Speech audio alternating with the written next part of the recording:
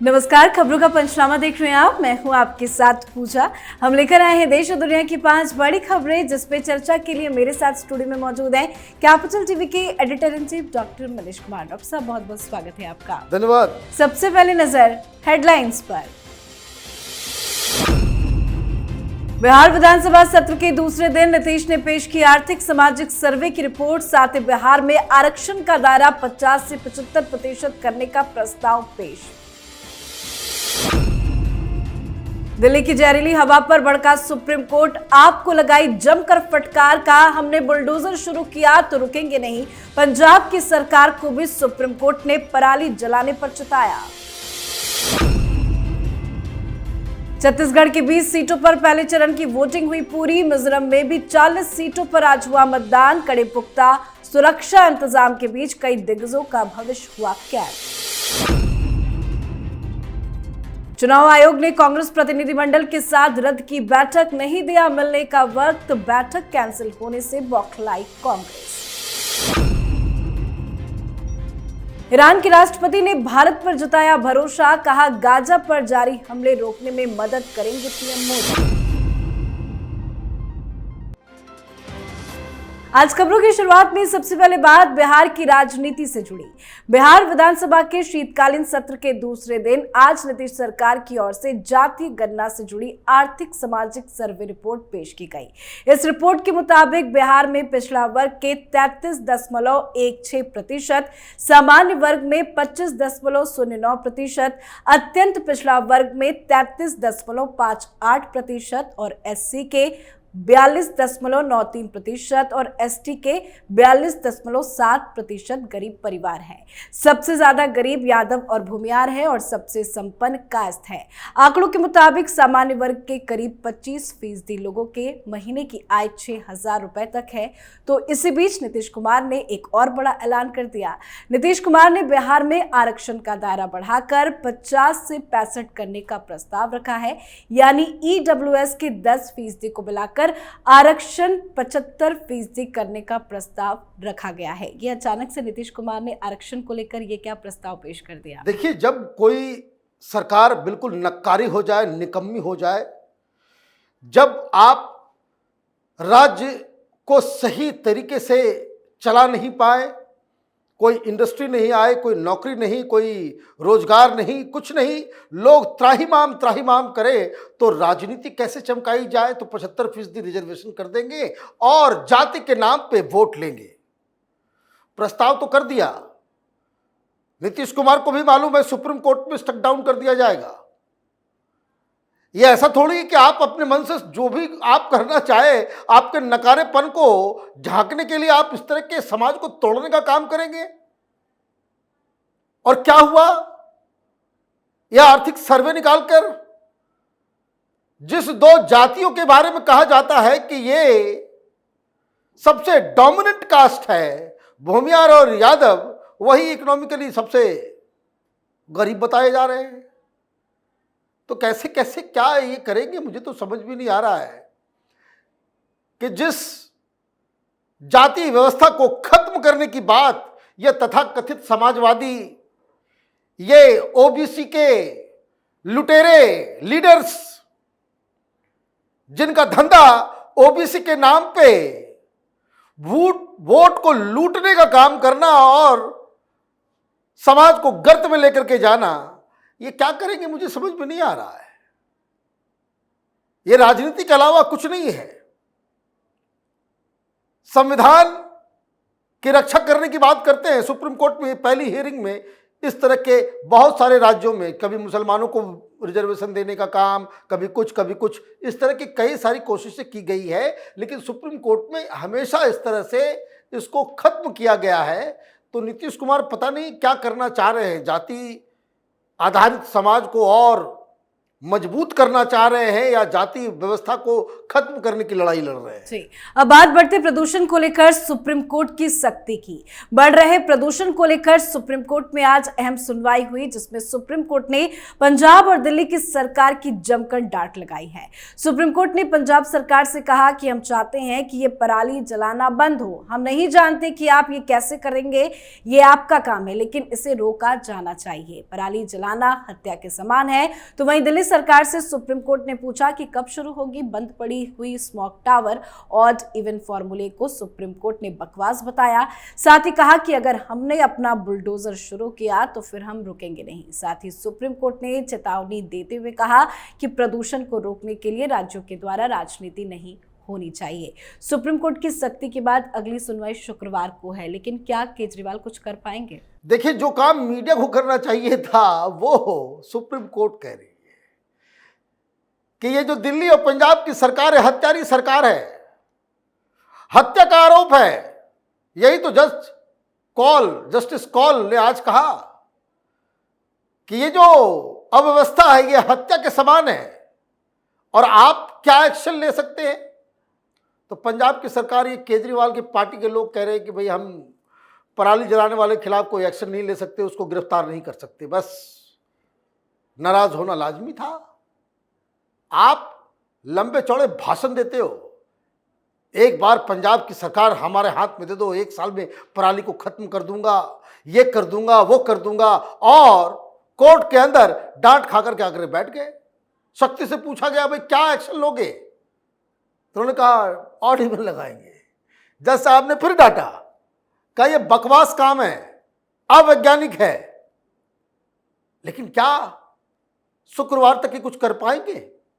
Supreme court ने कहा अगली सुनवाई शुक्रवार को करेंगे, तब तक कुछ कंक्रीट एक्शन लेकर के दिखाओ। अब केजरीवाल तो फंस गया। अभी शुक्रवार के बाद तो दीपावली है, कोई एक्शन लेगा तो गालियां पब्लिक से खाएगा। ये होता है ना, जब आप झूठ बोलते रहते हो 24 घंटे 7 दिन और 365 दिन जो है आप झूठ पे झूठ करते जाओ तो कभी कभी तो पकड़े जाओगे। अभी रॉन्ग फुट पे पकड़ा गया है केजरीवाल। एक्शन नहीं लेगा तो सुप्रीम कोर्ट का बुलडोजर चलेगा, एक्शन लेगा तो पब्लिक गालियां देगी। तो यही कभी कभी बहुत चतुर व्यक्ति भी इस तरह के सिचुएशन में फंस के अपनी फजीयत करवाता है। जी, अब बात करते हैं चुनाव से जुड़ी। छत्तीसगढ़ में आज विधानसभा चुनाव के पहले चरण के तहत नक्सल प्रभावित बस्तर संभाग और राजनांदगांव सहित 4 अन्य जिलों की 20 सीटों पर मतदान हुआ। छत्तीसगढ़ में करीब 61% वोटिंग हुई, जिनमें कई दिग्गजों का भविष्य दांव पर लगा।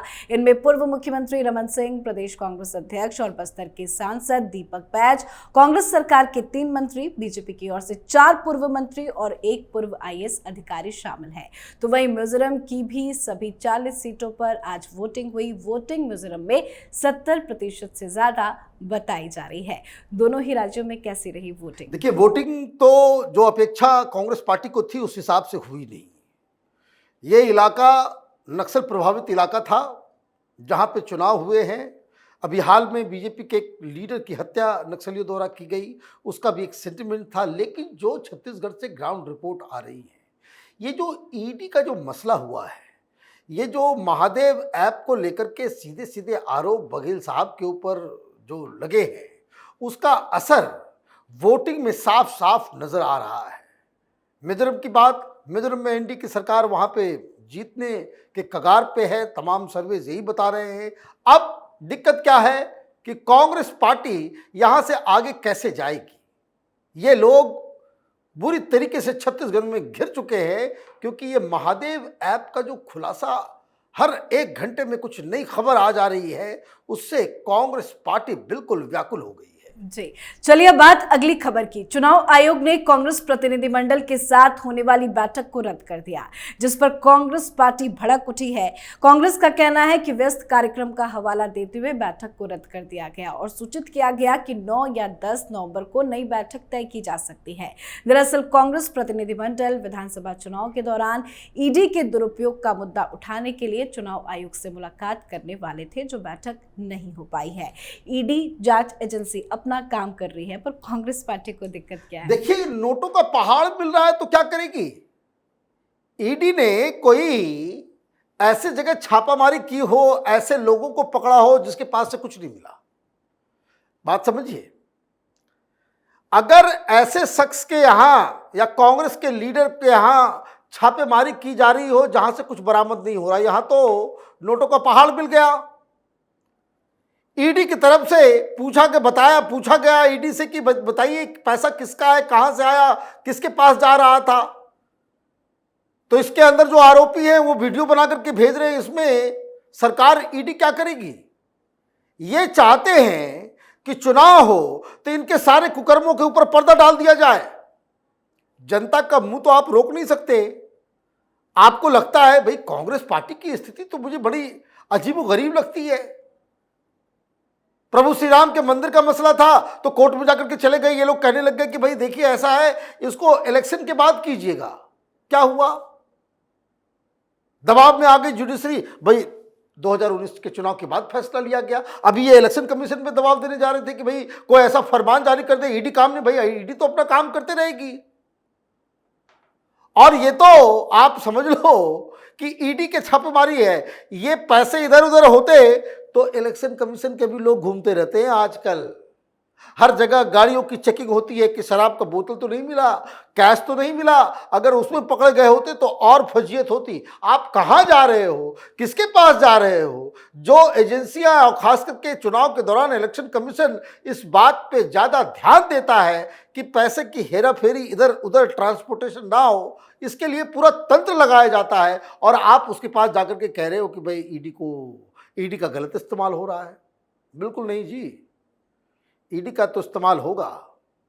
अगर आपने ये महादेव ऐप्स वाले से पैसे लिए हैं तो इसका हिसाब किताब तो कांग्रेस पार्टी को ही देना होगा। जी। आखिरी खबर में बात इजराइल हमास के बीच जारी युद्ध की। इजराइल और हमास के बीच युद्ध के 1 महीने पूरे हो गए हैं और ये युद्ध कब थमेगा कुछ कहा नहीं जा सकता। इसी बीच ईरान के राष्ट्रपति इब्राहिम राइसी के साथ प्रधानमंत्री नरेंद्र मोदी ने फोन पर बातचीत की है। दोनों नेताओं की बातचीत के बाद ईरान ने बयान भी जारी किया। बयान में कहा गया कि आज भारत से अपेक्षा की जाती है कि वो गाजा के पीड़ित लोगों के खिलाफ जारी हमलों को समाप्त करने के लिए अपनी क्षमताओं का उपयोग करेगा। ईरान के राष्ट्रपति ने पीएम मोदी पर भरोसा जताया है और पीएम मोदी की जमकर तारीफ की है। हर किसी की नजर बस भारत पे ही टिकी हुई है। देखिए कहां से कहां हम पहुंच गए हैं। ये अपने आप में यूक्रेन और रूस के बीच युद्ध शुरू हुआ तो बड़े बड़े लोग प्रधानमंत्री मोदी की तरफ देख रहे थे कि कुछ शांति करवा सके, लेकिन वहां मसला ऐसा फंसा हुआ है कि कोई टस से मस नहीं होना चाह रहा, कॉम्प्रोमाइज कोई नहीं करना चाह रहा। दोनों की राजनीति उसी से चमक रही है, तो फिर वहां पे नहीं हो सका। अभी हमास और इजराइल के बीच जो हुआ, हिंदुस्तान इजराइल के साथ खड़ा है, फिर भी हमास को फंड करने वाला मुल्क, ट्रेनिंग देने वाला मुल्क ईरान प्रधानमंत्री मोदी से कह रहा है कि भाई आप इसमें मध्यस्थता करें। खैर ये कहानी तो अपनी जगह चलती रहेगी। हिंदुस्तान का पूरा अप्रोच वर्ल्ड पॉलिटिक्स के प्रति बदल गया है। प्रधानमंत्री मोदी ने क्या किया है? इजराइल के साथ हमारा करार है, वहां पे हमास के, वहां पे फिलिस्तीनी जो है वर्कर्स काम करते हैं। 1 लाख वर्कर अभी 10-15 दिन के अंदर हिंदुस्तान से जाएंगे इजराइल काम करने के लिए, लाखों की तनख्वाह में पर मंथ। 1 लाख इनको कंस्ट्रक्शन वर्कर्स चाहिए जो हिंदुस्तान के पास भरमार है। ये सब इजराइल जाएंगे, इजराइल में जाकर के काम करेंगे। तो आप देखिए परिस्थिति बिगड़ी रूस और यूक्रेन के बीच। हमने क्या किया? मध्यस्थता भी कर रहे हैं, बातचीत भी कर रहे हैं, सारा कुछ कर रहे हैं, लेकिन इसमें हमने अपना फायदा भी निकाला।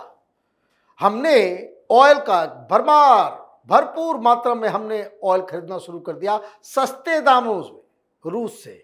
हम अभी बेच भी रहे हैं।